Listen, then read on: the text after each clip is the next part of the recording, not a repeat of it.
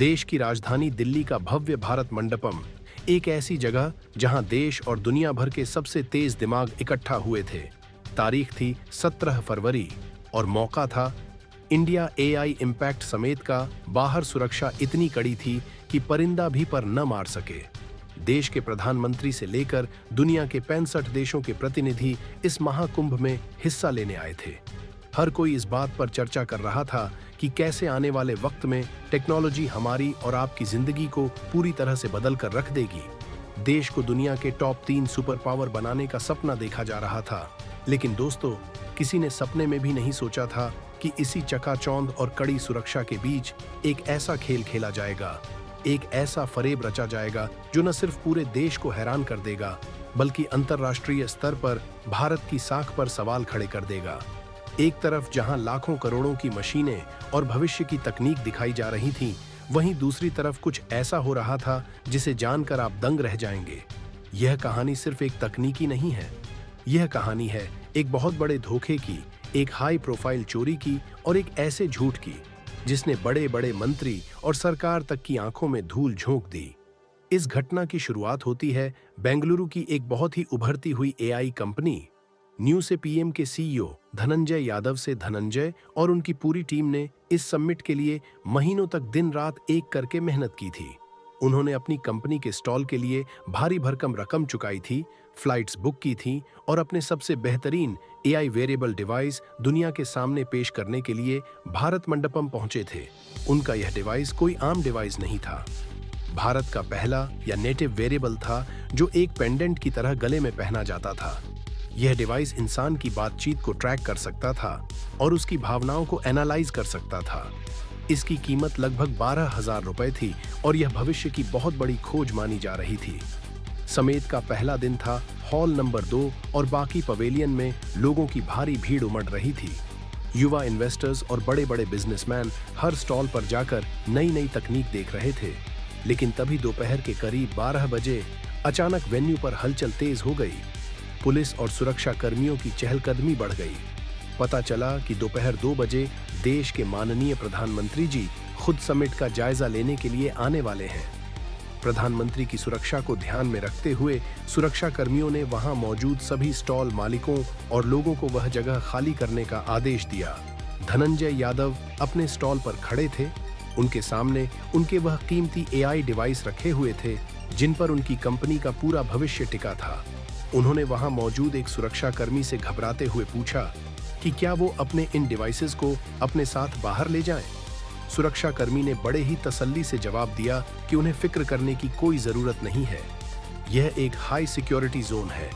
बाकी लोग भी अपने लैपटॉप और मशीनें यहीं छोड़ रहे हैं। जब तक प्रधानमंत्री का दौरा चलेगा, बोलो, लोग खुद इन सामानों की रखवाली करेंगे। सुरक्षा के गर्मियों के इस भरोसे के बाद धनंजय वहां से बाहर चले गए। उन्हें लगा कि देश की सबसे सुरक्षित जगह पर उनका सामान बिल्कुल महफूज है। वहां उनकी जान पहचान एक वॉलंटियर से भी हो गई थी जिसने कहा था कि जैसे ही अंदर जाने की इजाजत मिलेगी वो उन्हें खबर कर देगा। वक्त बीतता गया। प्रधानमंत्री का दौरा हुआ। उन्होंने बड़े बड़े एलियन देखे, एआई के भविष्य पर चर्चा की और वहां से रवाना हो गए। शाम के करीब 6 बज चुके थे जब वह वॉलंटियर वापस धनंजय के स्टॉल पर पहुंचा तो वहां का नजारा देखकर उसकी आंखें फटी की फटी रह गईं। उसने तुरंत धनंजय को फोन किया। जब धनंजय और उनकी टीम भागते हुए अपने स्टॉल पर वापस लौटे तो उनके पैरों तले जमीन खिसक वह सन्न रह गए। उनके स्टॉल से उनके वह कीमती एआई वेरिएबल डिवाइस पूरी तरह से गायब थे। जरा सोचिए दोस्तों, एक ऐसी जगह जहां वीआईपी मूवमेंट की वजह से परिंदा भी पर नहीं मार सकता था, जहां चप्पे चप्पे पर कैमरे और सुरक्षा कर्मी मौजूद थे, वहां से एक स्टार्टअप कंपनी का इतना अहम डिवाइस कैसे चोरी हो गया? धनंजय का दिमाग सुन्न पड़ गया था।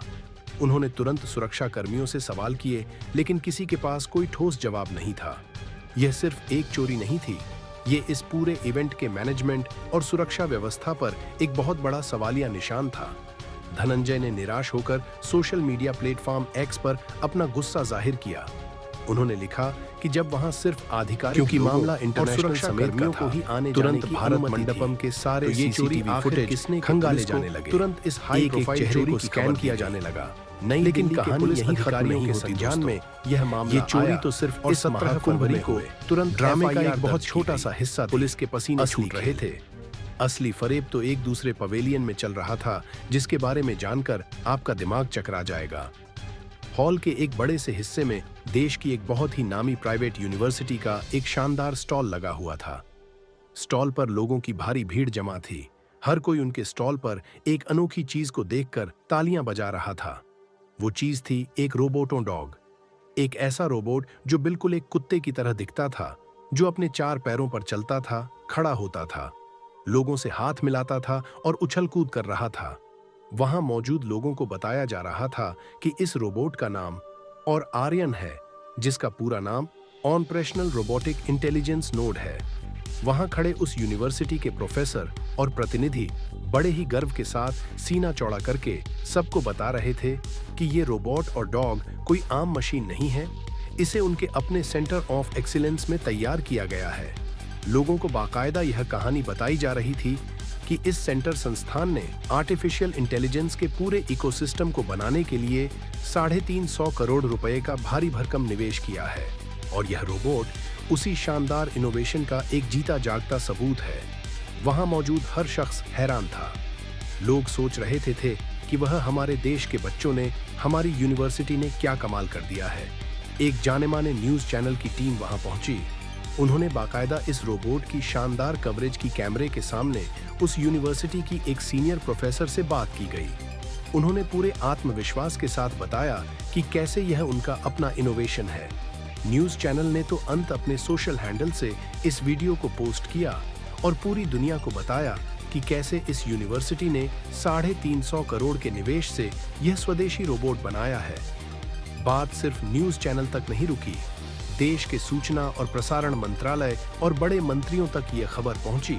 उन्हें भी लगा कि देश के युवाओं ने कोई बहुत बड़ा मुकाम हासिल कर लिया है। उन्होंने बाकायदा इस रोबोट के वीडियो को अपने सोशल मीडिया हैंडल से शेयर किया। उन्होंने लिखा कि भारत की सॉवरेन मॉडल्स ग्लोबल लेवल पर बेहतरीन काम कर रहे हैं। हमारे देश के इंजीनियर्स और इनोवेटर्स ने क्या शानदार अचीवमेंट हासिल की है। पूरा देश जश्न मना रहा था। हर कोई उस वीडियो को फॉरवर्ड कर रहा था। लोगों को लग रहा था कि अब हम एआई की दुनिया में अमेरिका और बाकी देशों को पीछे छोड़ने वाले हैं। लेकिन फिर वह हुआ जिसने इस पूरे जश्न को एक भयंकर मायूसी और शर्मिंदगी में बदल कर रख दिया। कहते हैं कि आप पूरी दुनिया को भ्रम में रख सकते हैं, लेकिन इंटरनेट की पैनी नजरों से नहीं बच सकते। जब यह वीडियो वायरल हुआ तो दुनिया भर के टेक एक्सपर्ट की नजर इस रोबोट पर पड़ी। कुछ लोगों को इस रोबोट का डिजाइन बहुत जाना पहचाना लगा। उन्होंने जब झूम करके इस रोबोट के पुर्जों और उसके ढांचे को देखा तो सच्चाई सामने आने लगी। यह सच्चाई इतनी कड़वी थी कि जिसने भी सुना उसका मुंह खुला का खुला रह गया।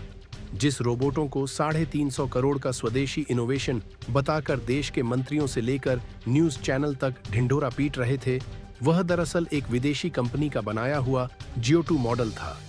जी हां दोस्तों, आपने बिल्कुल सही सुना।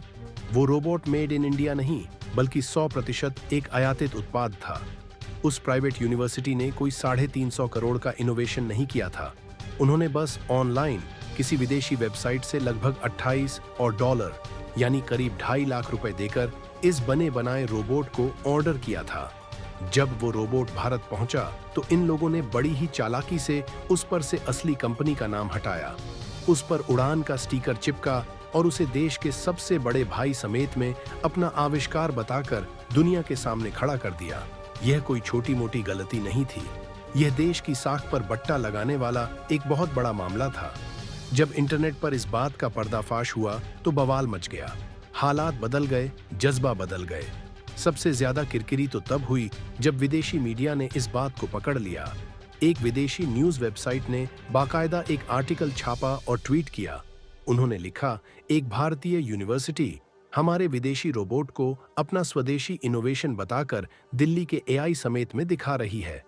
सोचिए दोस्तों, जिन देशों से हम टेक्नोलॉजी में आगे निकलने की बात करते हैं, आज वही मुल्क पूरी दुनिया के सामने हम पर तंज कस रहे थे, हमारी आलोचना हो रही थी। यह खबर आग की तरह फैल गई। सरकारी महकमे में हड़कंप मच गया। जिस न्यूज चैनल ने इस विदेशी रोबोट को स्वदेशी बताकर रिपोर्टिंग की थी, उसने आनन फानन में अपना इंटरव्यू और ट्वीट डिलीट कर दिया। उन नेताओं के उस रेल की भी जमकर आलोचना होने लगी जिसमें उन्होंने इस आयातित उत्पादों को भारत के इंजीनियर की सफलता बताया था। सवाल यह उठने लगा कि आखिर इतनी बड़ी चूक हुई कैसे? जब यह इवेंट इतना अहम था तो क्या किसी सरकारी अधिकारी जांच एजेंसी की जिम्मेदारी नहीं थी कि वह वहां प्रदर्शित होने वाले हर प्रोडक्ट का बैकग्राउंड चेक करे? अगर वो संस्था कह रही थे कि उन्होंने इसे 350 करोड़ लगाकर बनाए, तो कि उनसे इसके कागजात या पेटेंट क्यों नहीं मांगे? जब उस यूनिवर्सिटी पर चारों तरफ से सवालों की बौछार होने लगी, पत्रकारों ने उन्हें घेर लिया। कैमरे उनके चेहरों पर टांग दिए गए तो वो अपने बचाव में ऐसी दलीलें देने लगे। पत्रकार ने उनसे कड़े सवाल हैरान रह जाए कि आपने देश को गुमराह क्यों किया, तो उनकी फैकल्टी भड़क उठी।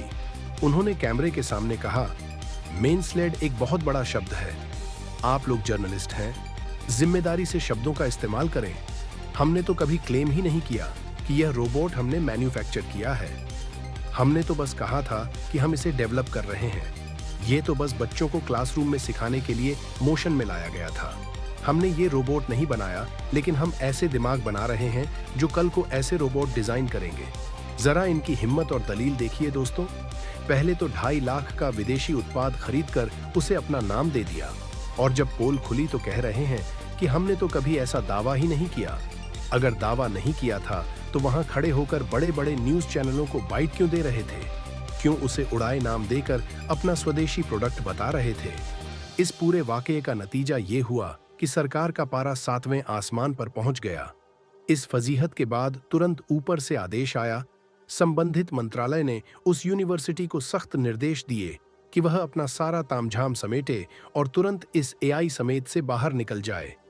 एक झटके में उनका पूरा पवेलियन खाली करवा दिया गया। जो लोग सुबह छाती चौड़ी करके दुनिया भर के सामने अपना झूठा रुतबा दिखा रहे थे, शाम होते होते कड़वी सच्चाई का साथ ना करके उन्हें वहां से जाना पड़ा। लेकिन दोस्तों, कहानी यहीं खत्म नहीं होती।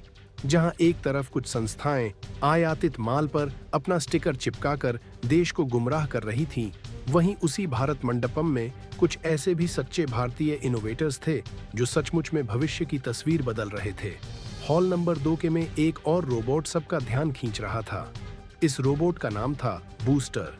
केवल यह आधुनिक चिपसेट पर बना एक शानदार रोबोट था जो लोगों के सामने किसी बॉलीवुड स्टार की तरह परफॉर्मेंस दे रहा था।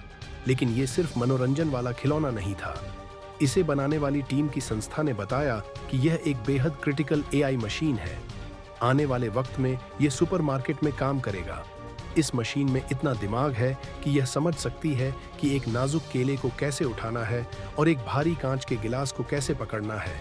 अगर कोई बच्चा इसके सामने आ जाए तो ये खुद अपनी रफ्तार रोक लेगा। वहीं एक और इंटरनेशनल पवेलियन में शायरो नाम का एक रोबोट मौजूद था। इसके 3 हाथ है। इस रोबोट की खासियत यह थी कि इसे किसी चीज की ट्रेनिंग नहीं दी गई थी। आप इसके सामने कोई भी रैंडम सामान रख दीजिए, चाहे वह प्लास्टिक में लिपटा हुआ कोई पार्सल ही क्यों ना हो, यह रोबोट अपने कैमरे से उसे स्कैन करेगा, रियल टाइम में डिसीजन लेगा और उस सामान को उठाकर सही जगह पर रख देगा। इमेजिन के जे कॉमर्स के बड़े बड़े गोदामों में जहां लाखों पार्सल आते हैं, वहां यह रोबोट कैसे इंसानों की मेहनत को सेकंड्स में बदल सकता है। एक तरफ बड़ी आईटी कंपनी अपनी ड्राइवरलेस कार का डेमो दे रही थी। यह कार घने कोहरे में भी दौड़ सकती थी। इसमें एडवांस ड्राइविंग असिस्टेंट सिस्टम लगा था जो किसी भी चीज से टकराने से पहले कार को अपने आप रोक देता था। यह भारत की अपनी फ्यूचरिस्टिक कार बनने की तैयारी थी। सिर्फ गाड़ियां और रोबोट ही नहीं, सुरक्षा महकमे में भी एआई का जलवा देखने को मिल रहा था। एक पवेलियन में दिखाया जा रहा था कि कैसे सॉवरेन एआई का इस्तेमाल पुलिस थानों में होने लगा है। कई पुलिस थानों में इसे लागू भी कर दिया गया है।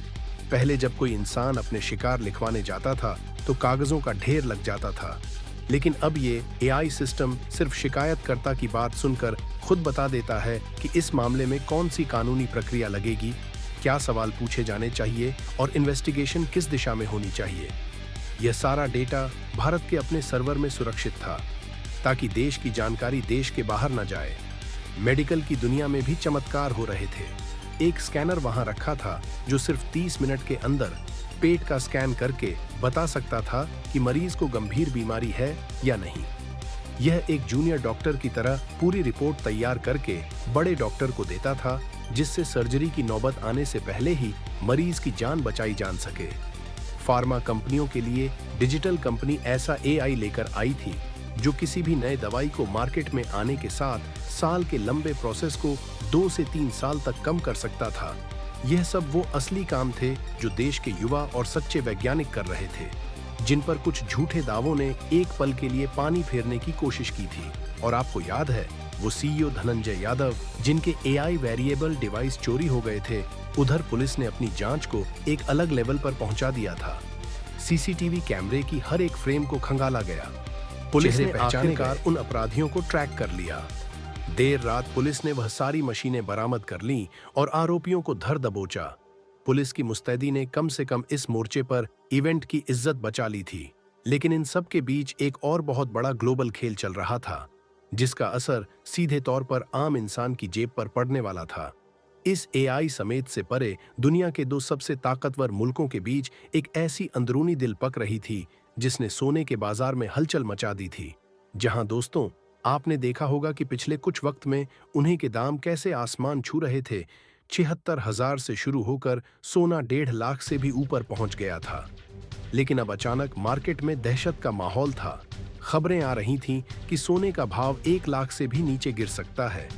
इसके पीछे की कहानी जितनी ही पेचीदा थी, दरअसल अमेरिका में बड़े राजनीतिक बदलाव की सुगबुगाहट और एक यूरेशियन देश के शीर्ष नेता के बीच एक गुप्त समझौते की खबरें बाजार में लीक हो गई थी। एक बड़े युद्ध के बाद से कुछ देशों ने अंतर्राष्ट्रीय मुद्रा का बहिष्कार करके अपने रिजर्व में सोना भरना शुरू कर दिया था। एक पड़ोसी देश ने तो पिछले कुछ साल में अपना गोल्ड रिजर्व काफी अधिक बढ़ा लिया था। सोने की डिमांड बढ़ने से उसके दाम रॉकेट बन गए थे। लेकिन अब खबर यह थी कि एक बड़ी महाशक्ति ने दूसरी को एक ऑफर दिया है। अगर यह युद्ध खत्म कर दें तो वह देश दोबारा पुरानी अंतर्राष्ट्रीय मुद्रा में व्यापार शुरू कर सकता है। अगर यह डील पक्की हो जाती है तो कई देश अपना सोना बेचना शुरू कर देंगे और वापस अंतर्राष्ट्रीय मुद्रा जमा करने लगेंगे। मार्केट में अचानक टन सोना जाएगा, जिससे सप्लाई बढ़ेगी और सोने के दाम धड़ाम से नीचे गिरेंगे। यह जो पॉलिटिक्स का वह खतरनाक खेल है जो दुनिया के नक्शे से लेकर आपके घर की तिजोरी तक असर डालता है। एक तरफ दुनिया आर्थिक और राजनीतिक जंग लड़ रही थी और दूसरी तरफ दिल्ली के इस भारत मंडपम में देता और दिमाग की जंग चल रही थी।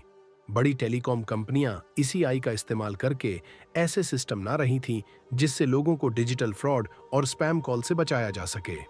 जब भी कोई फ्रॉड आपको फोन करके ओटीपी मांगता है तो कंपनी का एआई अब उस मैसेज को 30 सेकंड के लिए रोक लेगा और आपको अलर्ट करेगा कि यह नंबर फ्रॉड है।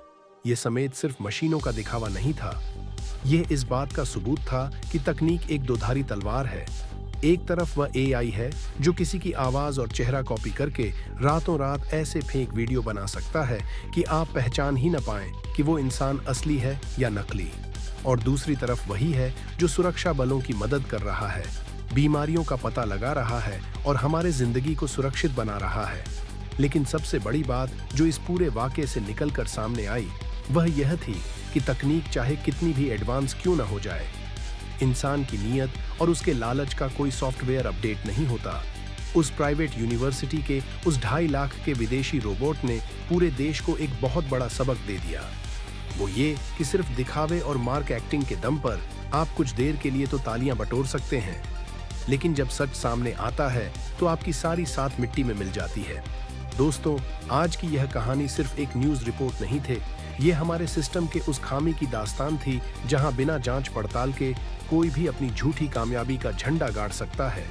दोस्तों, इस कहानी को सुनाने का मेरा मकसद किसी की भावनाओं को ठेस पहुंचाना नहीं है, बल्कि आपको जागरूक करना है कि हर चमकती चीज सोना नहीं होते और हर रोबोट स्वदेशी नहीं होता। आंखें खुले रखिए और सच को पहचानिए।